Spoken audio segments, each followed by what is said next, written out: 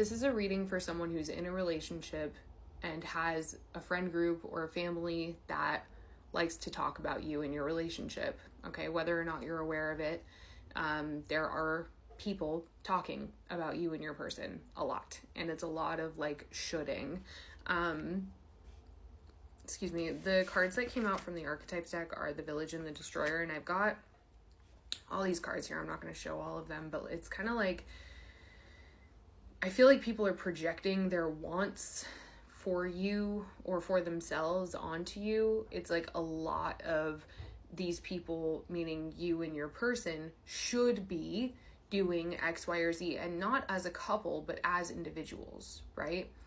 They should be holding out for what's best for them, right? There's a lot of skepticism that's placed on this connection, okay? And whether or not that skepticism is valid is not what I'm here to talk about. What I'm here to talk about is the fact that this yappage, this chitter chatter is impacting your relationship, whether or not it's visible to you. It is impacting your relationship.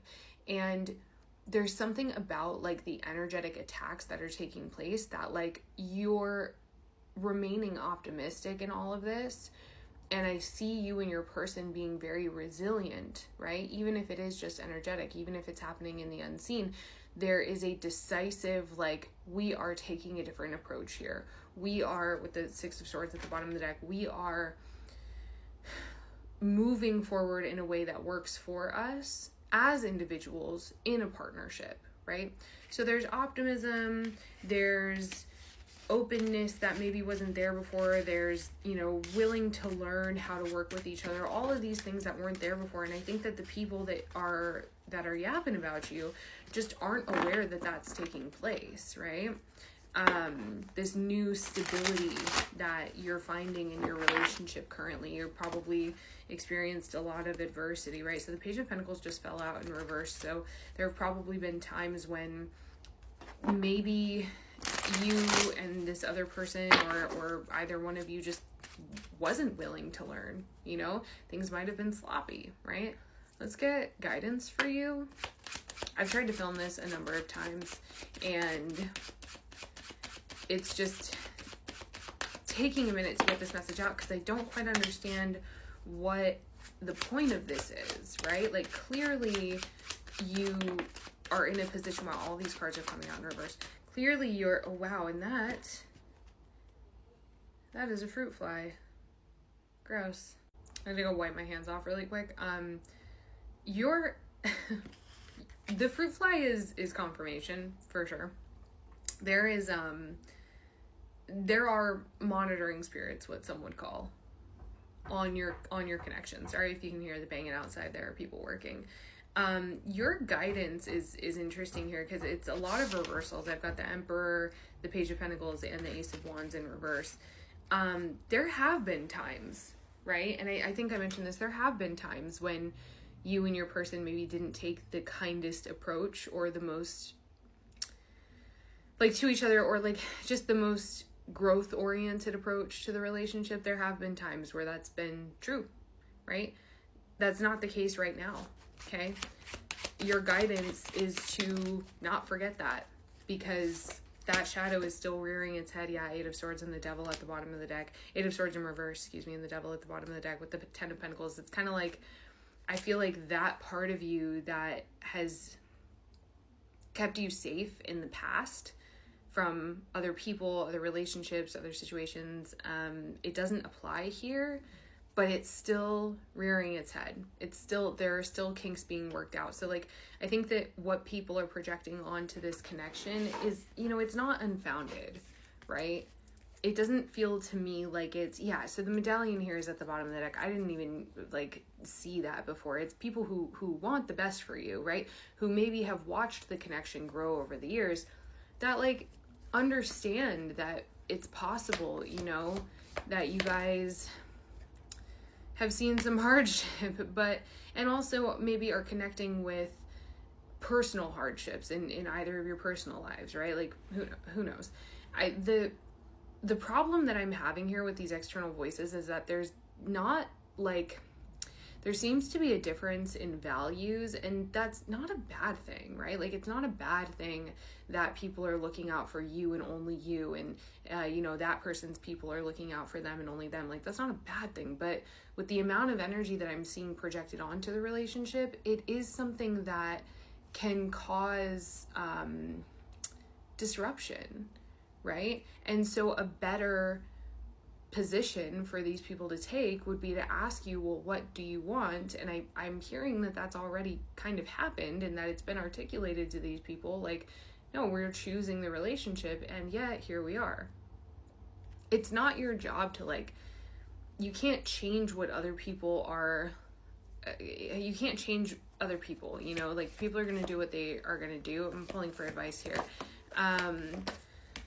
But maybe managing their expectations and managing your expectations of them, right, would be the way to go.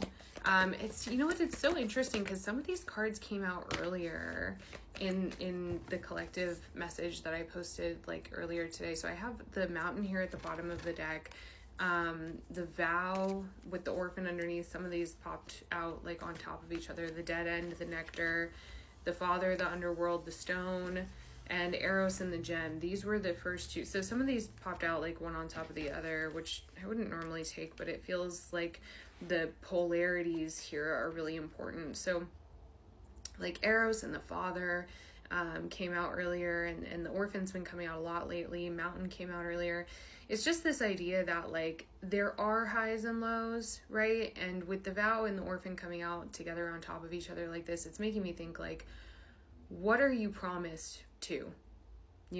Are you devoted and promising yourself to the wound or to another promise, right? Like, is there another commitment that's on the table that you've been working at, and maybe without realizing it, because I'm only talking to you, but this is probably true for your partner to some degree as well, because there's mirroring going on here.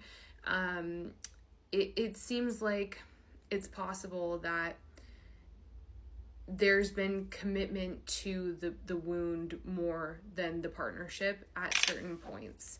And so there's this invitation to really hold each other down and stabilize each other during the journey, through, I think, what could be kind of a dark time. Although the message itself, like in connecting to the relationship doesn't feel like you guys are having a hard time, is the thing. It could be like people are expecting, like, well, life is so hard for them as individuals, they must be struggling as a couple, right? And maybe you have, right? Maybe that's what they've heard from you. But I don't see you struggling now. With Eros and the Gem, it's showing me this opportunity for like playfulness, okay? And like something very special that the two of you share. Okay, Eros is a card of the lower chakras. It's a spicy card.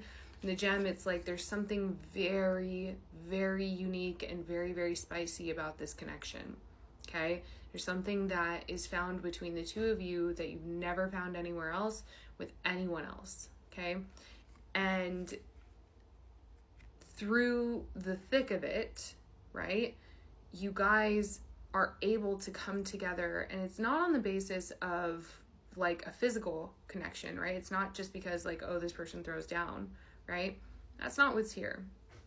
I think that you have this shared wound, and when you're able to move through the underworld with this person and understand that what you have is so valuable, it can never be found anywhere else. The Gem is what's found in the Mountain, right? Now, under the Mountain is the One, right? Which is really cool, okay? Because this is your individual gift met with this other person's individual gift on this journey that you're sharing. Is like, it's like, wow, we produce the same minerals, or wow, our minerals are so similar, right? We have the same magic, right? Or our magic complements each other really well. This is a really beautiful connection, and I think the main reason why I was called to do this reading was to tell you, like, don't let outside influences affect you.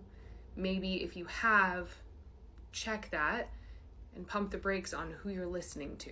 Okay, protection magic.